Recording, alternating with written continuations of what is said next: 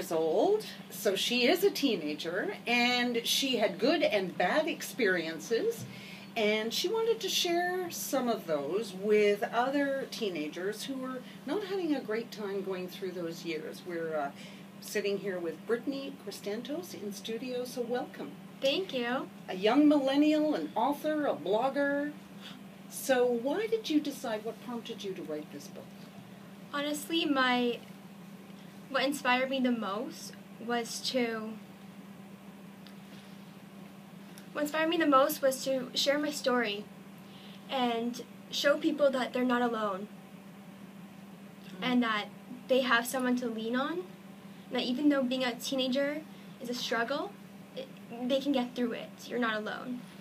What was the biggest struggle for you? Because I think every generation feels that it was the worst for their generation, and it's not true, but it's always different. The worst thing for me was definitely, as a kid, I didn't speak for 7 years, so I had silence for a long time. So I grew up thinking that I wasn't good enough, right? Okay, let's go back to explain that. What do you mean you didn't speak? I had selective mutism, and that was my struggle growing up. Not speaking and being muted and not thinking I was good enough. So going in high school, that thought carried on with me. I'm not good enough. I'm not beautiful enough. I'm not worthy enough. Mm-hmm. Mm-hmm. So tell us a little bit about the selective mutism. Yeah. Explain that to us, because it's something I've never heard of before. It's a form of anxiety, and it's just the child doesn't speak for 7 years for me, but usually the child doesn't speak for 4 years or however long it takes them to find their voice and to feel comfortable speaking.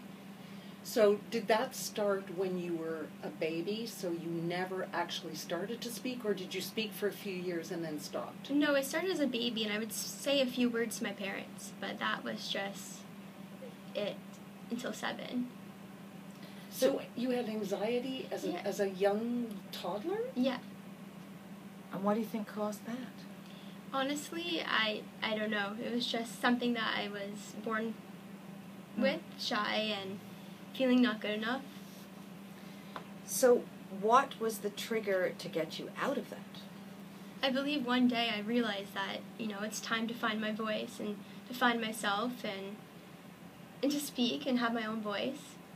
Mm-hmm. Were you bullied because of this?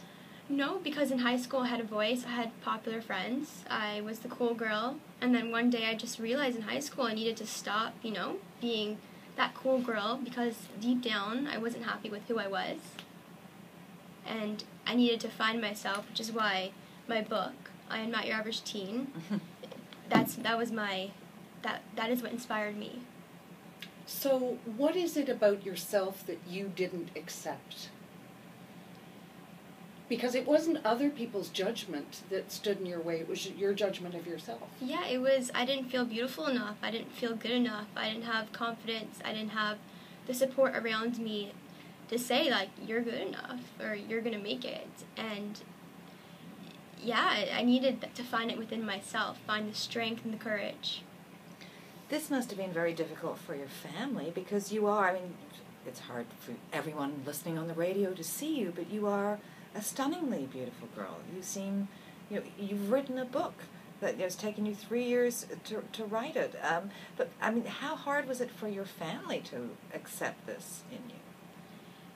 They were supportive. They accepted my journey, and they were great. It was hard in some parts because there were some days where I was sometimes depressed when I was going through the journey of finding myself in high school when I was 14 when I started it. But they were there along the way. So do you think that other great proportion of other teenagers are going through the same thing you are, not with the same exact circumstances, but just the same feeling of not being good enough? Definitely. Right this moment, there's so many teenagers at home or at school right now with self-doubt and worry, and they feel the same thing. They feel not good enough, and deep down, they want someone to be there for them. They want someone to look at them and be like, you are amazing. But you don't have that in high school. But we see that teen depression is on the rise. The teen stats, the stats say that it's on the rise across the country. I wonder if, because you talked about self-image not being beautiful enough, we're seeing we're kind of, I hate to say, we're kind of used to hearing about girls having self-image problems, but we're seeing now an increase with it in boys. Do you think Instagram and the internet has plays a role in that increase? Definitely, because everyone wants to be the same, and you have, a lot of followers, and everyone else wants the same followers or more.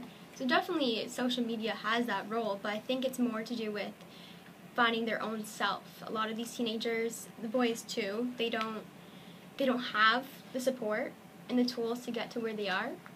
And so they don't have it, so they do things like drinking and they party and they try to hide who they really are and what their problem is.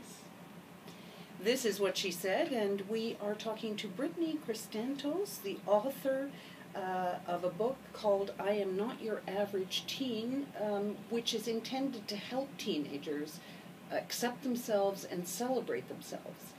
And I'm looking at you, like Kate said earlier, and wondering, you're what every other... I had pimples and acne. I would have been looking at you saying, I want to be her. I feel horrible because I don't look like her. So I don't understand where your lack of self-esteem comes from. Yeah, thank you.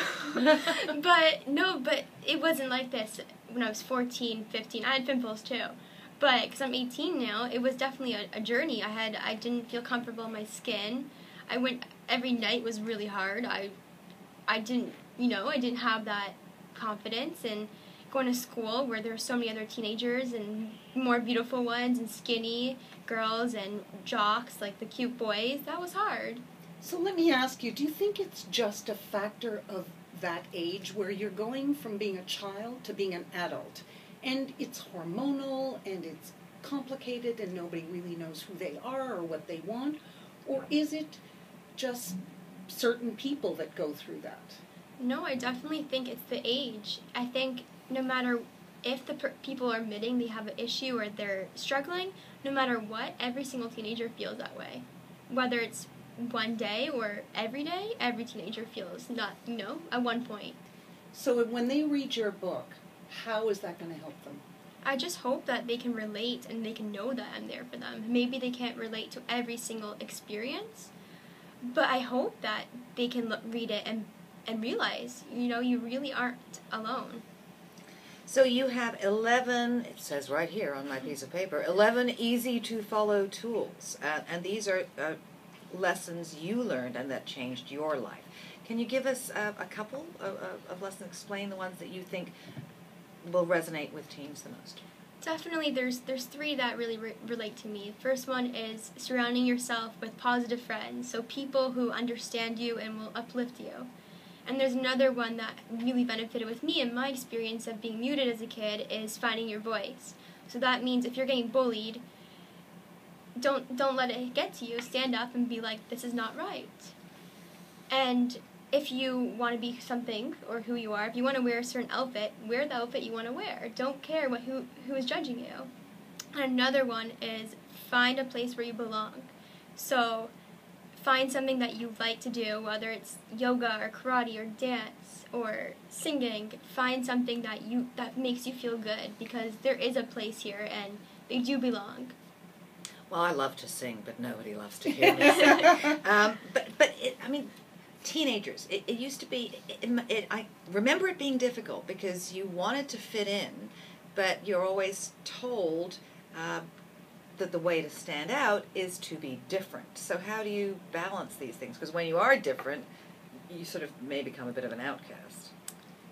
Yes, definitely. This is my I'm not your average teen, because it is so important to be different. And so what if you don't fit in and you're an outcast or people call you a nerd? If that's who you are and that's what you like to do or who you are, do it. Be an outcast, be a loser, and let them call you names, because that's not who you are and it does not define you. So I'm very into embracing I'm different.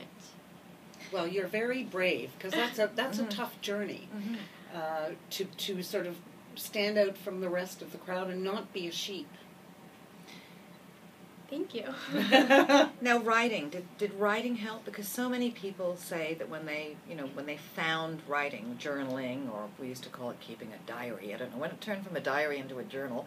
But did that help you? Definitely.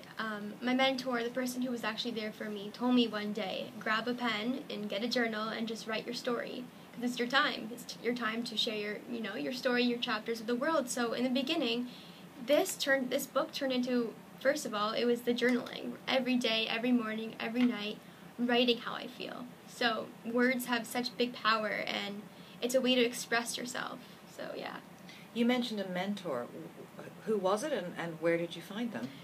Actually, someone introduced me to her. I came out and I was like, I'm struggling. So someone told me, maybe you should go to this person. She's like, a therapist, mentor.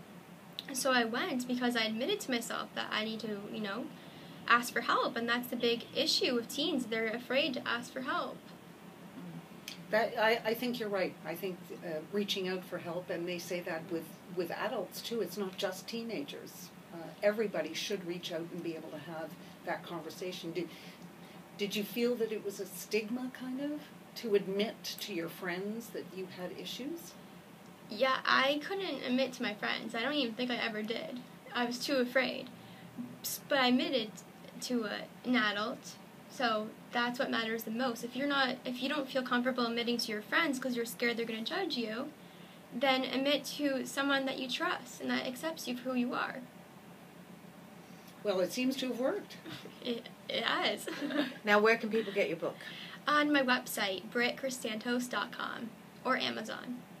All right, it's Krystantos. Maybe if you know a teenager that you think may be having struggles, this might be a good gift for them.